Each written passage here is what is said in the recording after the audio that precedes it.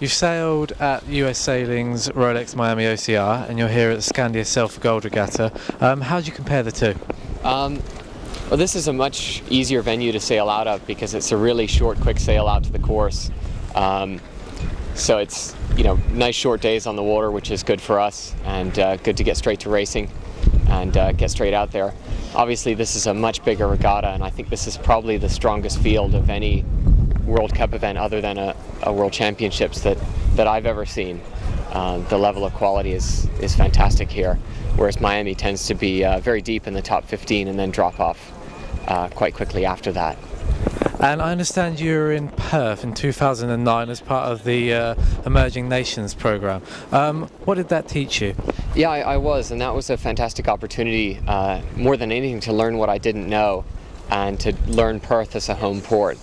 For me, I've spent most of my life sailing in Bermuda, which is a little island in the middle of the North Atlantic that offers one set of conditions, and it was totally different to go and sail in Perth with the famous sea breeze that behaves in a totally different way from the wind I was used to.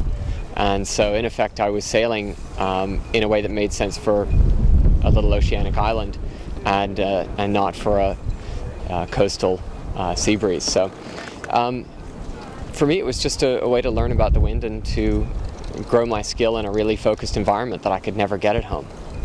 And I understand you're a keen triathlete.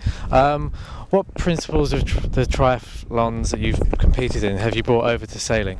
Well, in another life I was a triathlete, competed in the short distance and long distance World Championships. The way you get good in triathlon is the way you get good at anything. It's through consistent work over a period of many years to grow your skill, and the same is true here. I jumped into this sport 2 years ago, having not really been on a windsurf board since I was 17, and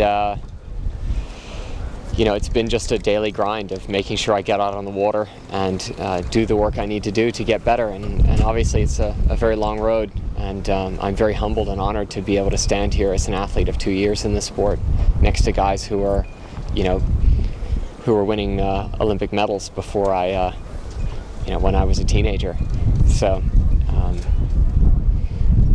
it's just the process of getting good and of making progress and of getting your ass handed to you on a regular basis and enjoying it.